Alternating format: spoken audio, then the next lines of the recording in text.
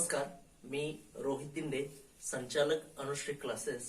आज आपण 12th science जो आपला 2020 न्यू सिलेबस जो आलेला आहे त्याच्या मधला फिजिक्स मधला आपण रोटेशनल डायनॅमिक्स हा फर्स्ट टॉपिक आपण बघणार आहे. बघा, हा आपण टॉपिक बघण्याच्या आधी जसं की तुमच्या ज्या बेसिक ज्या गोष्टी आहेत फिजिक्स आपण शिकत असताना तुमच्या या बेसिक गोष्टी क्लिअर असणं गरजेचं आहे. जरी समजा एखाद्याच्या गोष्टी क्लिअर नसतील तर मी तुम्हाला या पूर्ण आपल्या व्हिडिओच्या माध्यमातून सगळ्या बेसिक गोष्टी क्लिअर करणार. आता बघा, रोटेशनल डायनामिक्स बघत असताना की आपल्याला लेट्स रिकॉल असा एक आपल्याला पॉइंट येतो. लेट्स रिकॉल म्हणजे काय की जो आपण 11th मध्ये काय काय शिकलो. आता बघा, what is mean by circular motion. आता सर्क्युलर मोशन म्हणजे काय हे आपल्याला माहिती असणं गरजेचं आहे ज्यावेळी कधी आपण रोटेशनल डायनामिक्स किंवा रोटेशनल मोशन बद्दल आपण शिकणार आहे. आता बघा, सर्क्युलर मोशन म्हणजे काय, when we apply any force on any object it move along the circular path और सर्कम्फरन्स ऑफ द सर्कल. म्हणजेच काय म्हणू शकतो की ज्यावेळी आपण एखाद्या बॉडीवरती फोर्स लावतोय त्यावेळी तो काय करतोय, सर्क्युलर पाथ मध्ये रिव्हॉल्व करतोय किंवा त्याचा जो पाथ आहे तो सर्कम्फरन्स ऑफ द सर्कल. म्हणजेच काय की तो सर्क्युलर पाथ मध्ये काय करते, ती ऑब्जेक्ट मूव्ह करते आणि त्या मोशनला आपण सर्क्युलर मोशन असं म्हणतोय. ही एक बेसिक कन्सेप्ट. आता सर्क्युलर मोशन आणि रोटेशनल मोशन, आता रोटेशनल डायनामिक्स हा शब्द आपण बाजूला ठेवूया. सर्क्युलर मोशन आणि रोटेशनल मोशन याचा मिनिंग काय किंवा यांच्यामधला डिफरन्स काय, तर सर्क्युलर मोशन मध्ये काय होतं, ऍक्सिसच्या अराउंड, म्हणजे ज्यावेळी सर्क्युलर मोशन होते तर या एका ऍक्सिस भोवतीनं काय करतोय, तो ऑब्जेक्ट काय करतोय, त्या सर्कम्फरन्सनं किंवा त्या सर्क्युलर पाथ मधनं काय करतोय, मूव्ह करतोय, त्याला आपण सर्क्युलर मोशन म्हणतो. तर रोटेशनल मोशन म्हणजे काय की तो ऑब्जेक्ट ज्यावेळी सर्क्युलर मोशन मध्ये मूव्ह होतोय आणि तो काय करतोय, लिनियरली ट्रॅव्हल करतोय. जसं की आपण बघा की फॉर एक्झाम्पल घेऊ शकतो सायकलचं टायर. सायकलचं टायर काय करत असतोय, सर्क्युलर मोशन मध्ये काय करतोय, मूव्ह करतोय, पण थोड्या वेळानंतर काय करतोय, तो लिनियरली पण ट्रॅव्हल करतोय. म्हणजेच त्याच्यामध्ये कुठली कुठली मोशन असते, एक लिनियर मोशन आणि त्याच्यावरती तो काय करतोय, त्याच्यामध्ये असणारी सर्क्युलर मोशन, यालाच आपण रोटेशन म्हणतोय. म्हणजे ही जी मोशन आहे याला आपण रोटेशनल मोशन म्हणणार आहे आणि ही सर्क्युलर मोशन.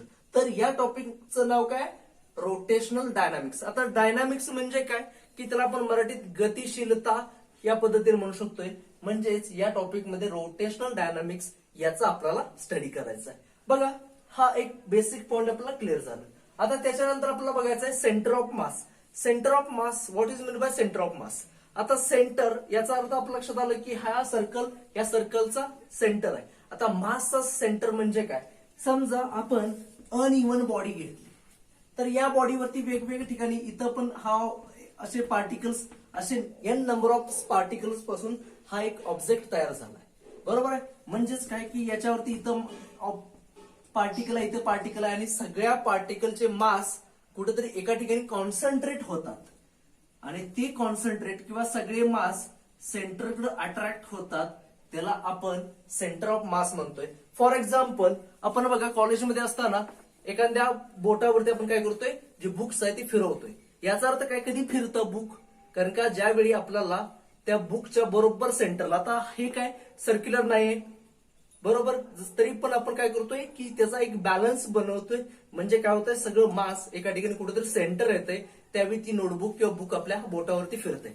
याचाच अर्थ काय की त्यालाच आपण सेंटर ऑफ मास म्हणू शकतोय, कारण तो जो पॉइंट आहे यालाच आपण सेंटर, आणि तो मास काय करतंय की त्या सेंटरकडे काय करतंय, डायरेक्टली करतंय किंवा अट्रॅक्ट करतंय, याला आपण सेंटर ऑफ मास म्हणतोय. ही एक दुसरी कन्सेप्ट झाली. त्याच्यानंतर थर्ड कन्सेप्ट कायनॅमेटिक इक्वेशन. आता कायनॅमेटिक इक्वेशन मध्ये आपण काय बघितलंय, जसं की हे आपण इक्वेशन्स बघा, कायनॅमेटिक इक्वेशन आपण बघतोय, ही 3 इक्वेशन आहेत. S is equal to u plus at u t plus 1/2 at square, त्याच्यानंतर व्ही स्क्वेअर. आता ही जी 3 इक्वेशन ही कायनॅमेटिक इक्वेशन आहेत. ही कायनॅमेटिक इक्वेशन आपण 9th मध्ये डिराईव्ह केलेत. म्हणजे ही का आली किंवा कशी आली ही आपण 9th मध्ये डिराईव्ह केलं. बघा, बेसिकली हे एस नोटिफिकेशन काय, यू नोटिफिकेशन काय, ए नोटिफिकेशन काय, हे आपल्याला ऑलरेडी माहित आहे. जसं की डिस्प्लेसमेंट, व्हेलॉसिटी, ऍक्सलरेशन, हे जे आहेत ही सगळी नोटिफिकेशन याच्यात येतात. ही सगळी काय आहे, कायनॅमेटिक इक्वेशन, बरोबर. आणि त्याच्यानंतर आपल्याला बघायचं आहे रिअल आणि रिअल फोर्स म्हणजे काय. आता बघा, रिअल फोर्स म्हणजे काय? When we apply any force of any object it move linearly, circular किंवा काय, की जसं की आपण असं म्हणू शकतोय की जर एखाद्या ऑब्जेक्ट वरती आपण काय केला, फोर्स अप्लाय केला, तर त्याच्या काय होते, डायरेक्शन चेंज होते, त्याची स्पीड इन्क्रीज होते, त्याचा साईज आणि शेप चेंज होतोय. म्हणजे काय की जे आपण अप्लाय केलेला जो फोर्स आहे तो फोर्स काय करतोय, आपल्याला दिसतोय. बरोबर, त्याला आपण काय म्हणतोय, रिअल फोर्स. त्याच्यानंतर बघा सेकंड आहे जो सिडो फोर्स. आता सिडो फोर्स म्हणजे काय की जो नॉन रिअल किंवा तो आपल्याला दिसत नाहीये असे जे फोर्स आहे तो बघा. दुसरं एक एक्झाम्पल आपण त्याच्याबद्दल घेऊ शकतोय की समजा आपण काय करतोय, ट्रॅव्हलिंग करतोय. समजा एखाद्या कार मधून ट्रॅव्हल करतोय, कार मधून ट्रॅव्हल करताना कारला एक इनिशियल स्पीड आली असते किंवा त्याच्यावरती एक फोर्स, त्याच्यामध्ये एक फोर्स असतोय.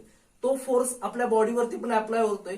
पण इन केस ज्यावेळी आपण काय करतोय, ज्यावेळी कार मधून समजा काहीतरी खात असेल, खाताना चुकून आपल्या हातातून खाली पडलं, खाली पडल्यानंतर काय होतंय की ज्यावेळी समजा खाली पडत असते ती पोझिशन मध्ये एखादा समजा ऑब्जेक्ट, समजा खात असलेला समजा पेरू आपण खात असताना खाली पडला, खाली पडताना पेरू ज्यावेळी हवेत असतोय त्यावेळी त्याच्यावरती कुठलाही फोर्स किंवा कशाच्या कारच्या कॉन्टॅक्ट मध्ये नसतोय. मग अशा वेळी कार पुढे जाते, याचा अर्थ आपल्याला असं वाटायला पाहिजे की तो पेरू कुठेतरी पाठीमागे येऊन पडायला पाहिजे, पण तो पेरू बरोबर खाली पडतो. का? कारण की त्याच्यावरती इमॅजिनरी वेगवेगळे जे फोर्सेस आहेत ते फोर्सेस काय केलं, अप्लाय केले जातात. यालाच आपण सुडो फोर्स असं म्हणतोय. बघा, सुडो फोर्स म्हणजे जसं की रिअल फोर्स म्हणजे आपल्याला तो एक्झॅक्ट सांगता येतो की दिसतो, आणि जो सुडो फोर्स आहे तो सुडो फोर्स आपल्याला दिसत नाहीये, पण तो काय करतोय, रेग्युलरली कार्य करतोय. हे जे आहेत हे बेसिक कन्सेप्ट आहेत आपल्या डायनॅमिक्स, रोटेशनल डायनॅमिक्स मधल्या. आणि हे ज्यावेळी हा टॉपिक बघत असताना या आपल्याला गोष्टी माहिती असणं गरजेचं आहे. बघा, आपण अँग्युलर मोशन, या अँग्युलर मोशन मधलं angular displacement, angular velocity, angular acceleration हे आपण बघणार आहे. पण हे बघताना आपल्याला ज्या गोष्टी आधी आपल्याला माहिती आहेत ती लिनियर मोशनच्या या आपण फ्रिक्वेंटली स्टडी करत गेलोय, म्हणजे डिस्प्लेसमेंट, व्हेलॉसिटी आणि ऍक्सलरेशन या गोष्टी.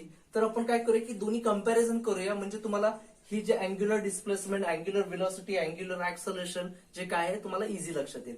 फर्स्ट आपण डिस्प्लेसमेंट हे म्हणजे काय आपण बघूया.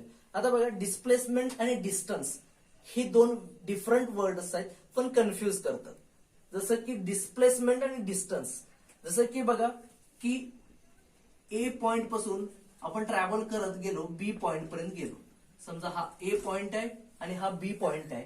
ए पासून हा जो पाथनं जर आपण गेलो तर याला आपण डिस्टन्स म्हणतो. आणि डिस्प्लेसमेंट म्हणजे काय, the minimum distance between initial stage to final stage. म्हणजे काय, ए पासून बी पर्यंत मिनिमम डिस्टन्स, म्हणजे जसं की आपण स्ट्रेट लाईन जे डिस्टन्स आहे त्याला आपण डिस्प्लेसमेंट म्हणतो. बघा, डिस्टन्स आपण कशाला म्हणतो, जो ऍक्च्युअल पाथ जो ट्रॅव्हल केलाय त्याला आपण डिस्टन्स म्हणतो. आणि डिस्प्लेसमेंट म्हणजे काय, the minimum distance between initial stage, म्हणजे सुरुवातीचे आणि फायनल स्टेज मधलं जे मिनिमम डिस्टन्स त्याला आपण डिस्प्लेसमेंट म्हणतो. हे झालं लिनियरली. आता सेम, आता बघा त्याच्यासाठी त्याचं युनिट काय तर मीटर. बरोबर. आता बघा सेम कंडिशन आपल्याला अँग्युलर डिस्प्लेसमेंट बघायचं आहे. आता अँग्युलर डिस्प्लेसमेंट अँगल कधी मेड होतो, ज्यावेळी आपण ही कन्सेप्ट सर्क्युलर मोशन मध्ये येते. सर्क्युलर मोशन मध्ये आपण काय करतोय, एखादा ऑब्जेक्ट तो काय करतोय, रोटेशनल मोशन किंवा सर्क्युलर मधनं काय करतोय, एखादा ऑब्जेक्ट काय करतोय, सर्क्युलर किंवा सर्कम्फरन्स ऑफ द सर्कल मधनं रिव्हॉल्व्ह होतोय. अशा वेळी बघा अँग्युलर डिस्प्लेसमेंटची कन्सेप्ट आपल्याला कळाली की इनिशियल स्टेज पासून फायनल स्टेज पर्यंत ऑब्जेक्ट मूव्ह होणं याला आपण डिस्प्लेसमेंट म्हणतोय. पण आपल्याला बघायचं अँग्युलर डिस्प्लेसमेंट म्हणजे कन्सिडर करा, या ए हा एक ऑब्जेक्ट आहे आणि हा ठराविक टाइम नंतर बी पर्यंत गेला. बरोबर. आता हे काय लिनियरली ट्रॅव्हल करत नाही, हा काय करतोय, सर्क्युलरली ट्रॅव्हल करतोय. म्हणजेच आता हा सेंटर असेल आणि हा सेंटरच्या अराउंड हे सर्क्युलर मूव्ह करतोय. तर ए पासून बी पर्यंत ही जी पोझिशन आहे याच्यामध्ये एक अँगल मेड केलाय, म्हणजे अँगल एक तयार केलाय. त्या अँगलला आपण काय म्हणतो, थीटा. आणि हाच थीटा म्हणजेच त्याला आपण अँग्युलर डिस्प्लेसमेंट, त्याला आपण नोटिफिकेशनला काय करतो, थीटा.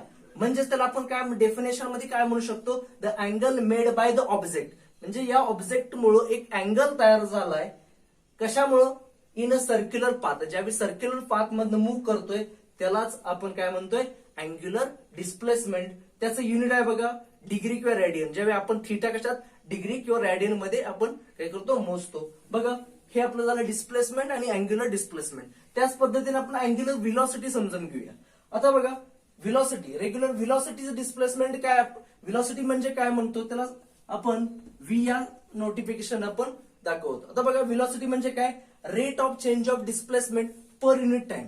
म्हणजे काय की डिस्प्लेसमेंट होते, समजा एका पोझिशन पासून दुसऱ्या पोझिशन पर्यंत डिस्प्लेसमेंट झाली, पण त्याच्यासाठी लागणारा जो टाइम आहे त्याला आपण काय म्हणतो, त्याला व्हेलॉसिटी म्हणतो.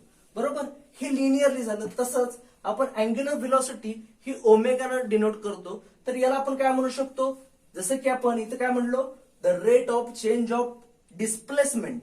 म्हणजे काय झालं, डिस्प्लेसमेंट चेंज झालं विथ रिस्पेक्ट टू टाइम. तसंच आपण इथं असं म्हणू शकतो, the rate of change of angular displacement per unit time. याला आपण अँग्युलर व्हेलॉसिटी ओमेगा असं म्हणतो. बघा की अँग्युलर व्हेलॉसिटी आपण ओमेगान दाखवतोय. म्हणजेच काय, आपण याला असं म्हणू शकतोय थीटा अपॉन टी. म्हणजेच काय, थीटा कशात दाखवतो, रेडियन मध्ये, टी म्हणजेच टाइम म्हणजे सेकंद. म्हणजेच याचं युनिट काय होईल, रेडियन पर सेकंद. बरोबर, जसं की इथं आपण काय करतोय की डिस्प्लेसमेंट अपॉन टाइम किंवा rate of change of displacement per unit time. म्हणजेच काय, डिस्प्लेसमेंट आपण कशाने दाखवतोय की मीटर मध्ये आणि टाइम सेकंद मध्ये याचं व्हेलॉसिटीचं युनिट हे मीटर पर सेकंद होतंय. बरोबर, आता बघा त्याच पद्धतीने आपण काय करूया की थर्ड पॉइंट अँग्युलर ऍक्सलरेशन. आता बेसिक कन्सेप्ट, ऍक्सलरेशन म्हणजेच काय, the rate of change of velocity per unit time.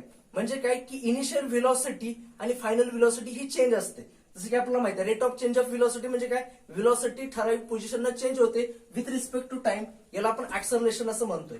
तर अँग्युलर ऍक्सलरेशन मध्ये आपण असं काय कसं म्हणू शकतोय, the rate of change of angular velocity. बघा जसं की इथं आपण फक्त व्हेलॉसिटी म्हणतोय, तर इथं काय म्हणणार, angular velocity per unit time.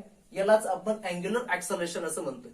जसं की बघा सगळ्या कन्सेप्ट ह्या लिनियर आणि जे अँग्युलर किंवा सर्क्युलर मोशन मध्ये सेमच आहेत. फक्त काय होतंय की इथं ऑब्जेक्ट लिनियरली ट्रॅव्हल होतोय आणि इथं ऑब्जेक्ट सर्क्युलरली किंवा रोटेशनल ट्रॅव्हल होतोय.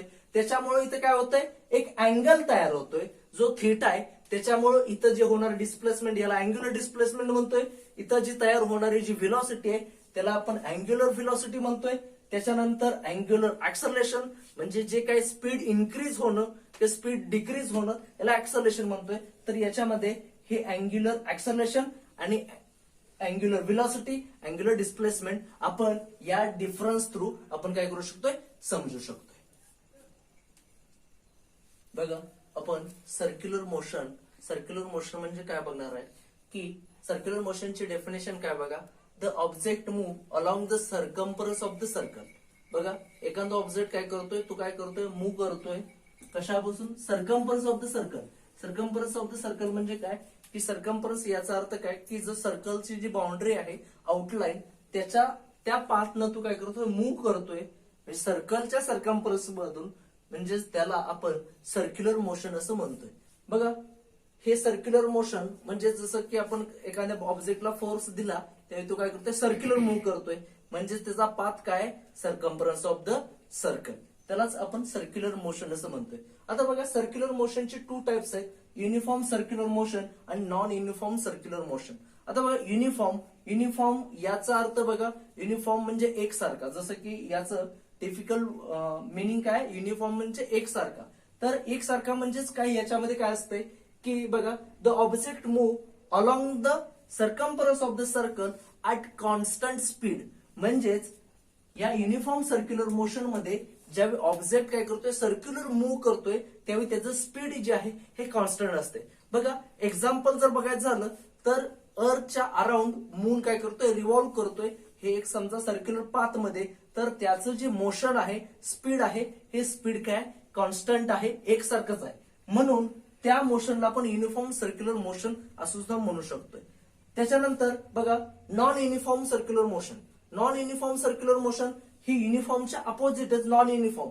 नॉन युनिफॉर्म मध्ये काय असणार आहे की इथं स्पीड हे काय असणार आहे, कॉन्स्टंट नसणार आहे. जसं की आपण याला असं सेम डेफिनेशन असणार आहे, पण याला आपण एक्झाम्पल सांगू शकतोय फॅनचं.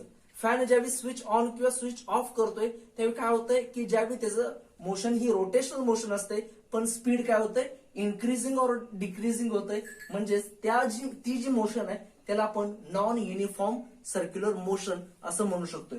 बघा आपण या जे रोटेशनल डायनामिक्स मध्ये पहिल्यापासून जे बेसिक कन्सेप्ट जे आहेत सर्क्युलर मोशन, त्याचे टाइप्स हे सगळे बघितलेले आहेत. बघा अशाच पद्धतीनं आपण सगळ्या बेसिक कन्सेप्ट थ्रू आपण हा फिजिक्स शिकायचा आहे की जो तुम्हाला आपल्या एक मराठी टिपिकल लँग्वेज मध्ये आपल्याला इझी होईल की अंडरस्टँडिंग करायला. आणि ज्यावेळी एखादी कन्सेप्ट आपल्याला अंडरस्टँड होते त्यावेळी कुठलीही गोष्ट अभ्यास करायला एकदम सोपी जाते. म्हणून बघा तुम्ही आमचं जे प्रत्येक लेक्चर आहे हे नीट बघा, जेणेकरून तुम्हाला ह्या प्रत्येक सगळे कन्सेप्ट काय होतील, क्लिअर होतील.